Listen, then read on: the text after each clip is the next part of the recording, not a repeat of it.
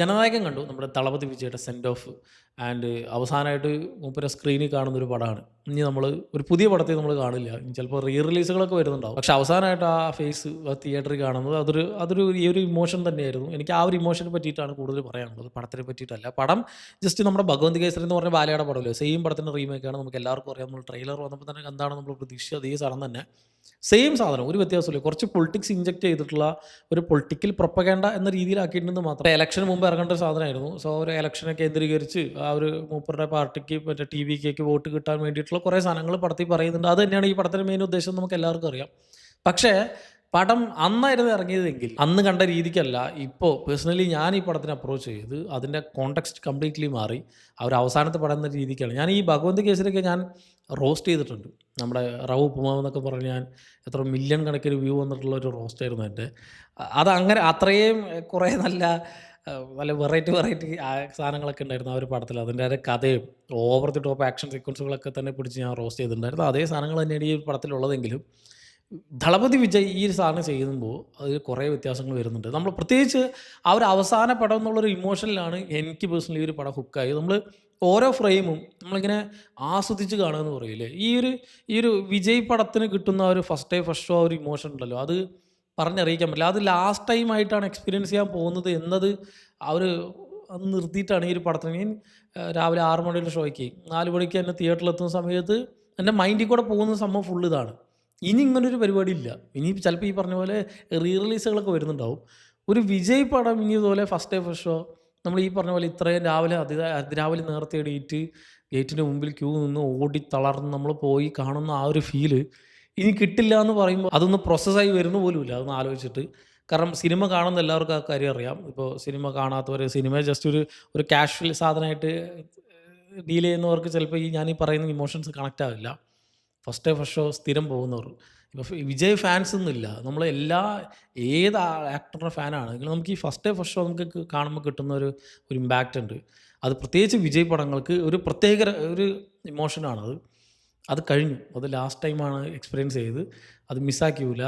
പാലക്കാടാണ് ഞാൻ കണ്ടത്. പാലക്കാട് ഒ എല്ലാ തിയേറ്ററും ഒട്ടുമിക്കയെന്നല്ല, ലിറ്ററലി ടൗണിലുള്ള എണ്ണം പറയാൻ ഒരു തിയേറ്റർ ഇല്ലാത്ത എല്ലാ തിയേറ്ററിലും, അതിപ്പോൾ ചെറിയ സ്ക്രീനായിട്ടോ വലിയ സ്ക്രീനായിക്കോട്ടെ, ചില തിയേറ്ററിലൊക്കെ ഇവിടെ ബാൽക്കണിയൊക്കെ തന്നെ വേറെ സ്ക്രീനാക്കി മാറ്റിയിട്ടുണ്ട്. അങ്ങനത്തെ കുറേ തിയേറ്ററൊക്കെ ഉണ്ട്. അവിടെ പോലും ലിറ്ററലി ഈ ഒരു ജില്ലയിലെ ടൗണിലുള്ള എല്ലാ തിയേറ്ററിലും ജനനായകൻ ഫസ്റ്റ് ഷോ 6 മണിയുടെ ഷോ ഹൗസ്ഫുൾ.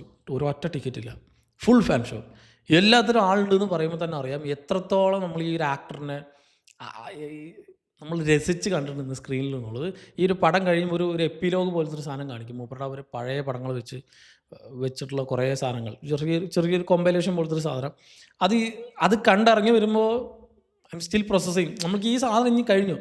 നമ്മൾ ഈ ഒരു ആക്ടറിനെ വെച്ച് നമ്മൾ കുറേ തിയേറ്ററിൽ ആസ്വദിച്ചിട്ടുണ്ട്, അർമാദിച്ചിട്ടുണ്ട്, കൈയടിച്ചിട്ടുണ്ട്, ഡാൻസ് കളിച്ചിട്ടുണ്ട്. ആൾ പറയുന്ന കുറേ ആളുടെ മാനറിസംസ് കുറേ ഇഷ്ടപ്പെട്ടിട്ടുണ്ട്. അങ്ങനത്തെ ആ ഒരു ആക്ടറിൻ്റെ ആ ഒരു കംപ്ലീറ്റ് സംഭവങ്ങൾ നമ്മൾ കണ്ടത് സ്ക്രീനിലാണ്. ഇപ്പോൾ തമിഴ്നാട്ടിലുള്ളവർ പൊളിറ്റിക്സിൽ കാണുന്നുണ്ട്. പക്ഷേ നമുക്ക് ഈ സാധനം സ്ക്രീനിലാണ് കാണാൻ കിട്ടിയത്. അത് കഴിഞ്ഞു. അത് അവസാനമായിട്ട് സ്ക്രീനിൽ കാണുക എന്ന് പറയുന്നത് ഇറ്റ്സ് ഇമോഷണൽ.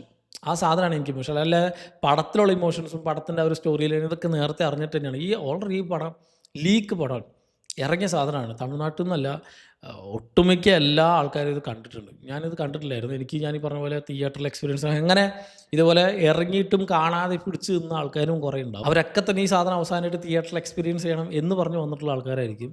അവർക്ക് ഫുൾഫിൽ ആവുന്ന കുറേ സാധനങ്ങൾ പടത്തിലുണ്ട്. നല്ല ഹൈ മൊമെൻറ്റുകളൊക്കെ തരുന്ന കുറേ പരിപാടികളൊക്കെ തന്നെ ഉണ്ട്.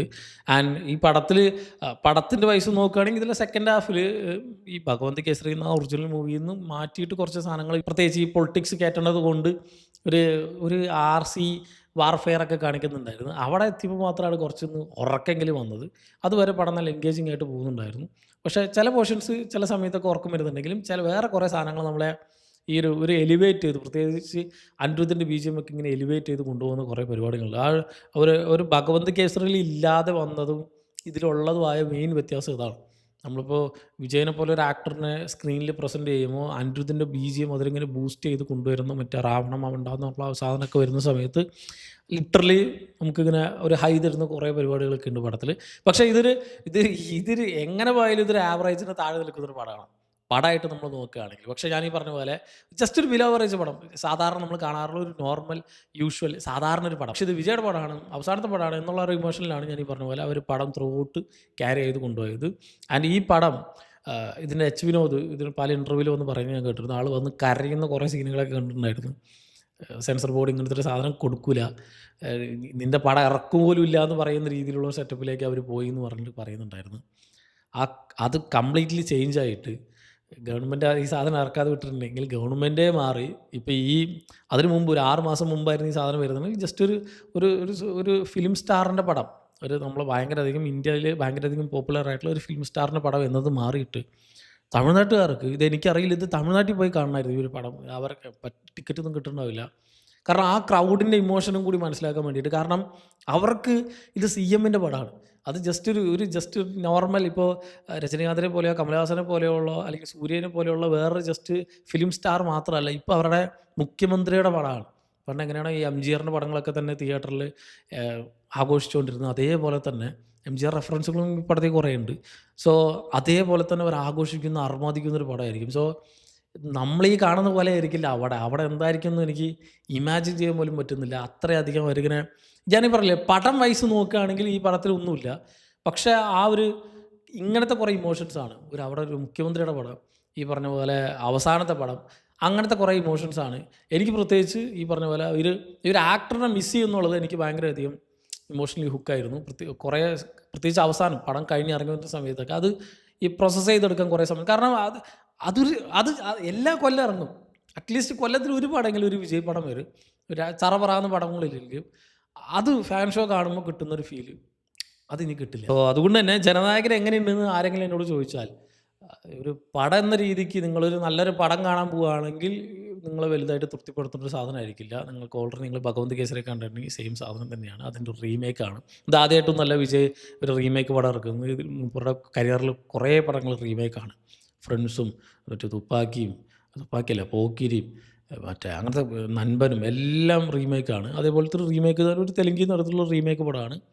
സോ ഒരു നല്ലൊരു പടം കാണാൻ പോവുകയാണെങ്കിൽ നിങ്ങൾക്ക് ഒരു ആവറേജ് എക്സ്പീരിയൻസ് മാത്രമായിരിക്കും ഒരു പടം. പക്ഷേ വിജയ് എന്ന ഒരു സൂപ്പർ സ്റ്റാറിനെ നമ്മൾ ഇളയ ദളപതിയായിട്ട് കണ്ടുകൊണ്ടിരുന്ന നമ്മുടെ ചൈൽഡ്ഹുഡ് മുതൽ നമ്മളിങ്ങനെ കണ്ട് വന്ന് ആ ഒരു കരിയറിൻ്റെ പീക്കിൽ നിൽക്കുമ്പോൾ ദളപതിയായിട്ട് ഇങ്ങനെ പീക്കിൽ നിൽക്കുന്ന സമയത്ത് ആൾ നിർത്തിയിട്ട് പോവുകയാണ്.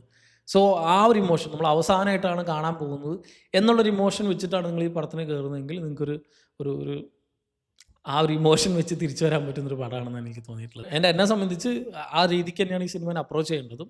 സോ അങ്ങനെ കണ്ടു നോക്കാം. It's the last movie of Vijay എന്ന രീതിക്ക് കാണുമ്പോൾ അതൊരു ഫുൾ സ്റ്റോപ്പ് തന്നെയാണ്. സോ എന്താണ് സിനിമ കണ്ടു കഴിഞ്ഞുള്ളവരുടെ നിങ്ങളുടെ അഭിപ്രായം എന്നുള്ളത് താഴെ കമൻറ്റ് ബോക്സിൽ കമൻറ്റ് ചെയ്യുക. മറ്റൊരു വീഡിയോയിൽ വീണ്ടും കാണാം. നന്ദി.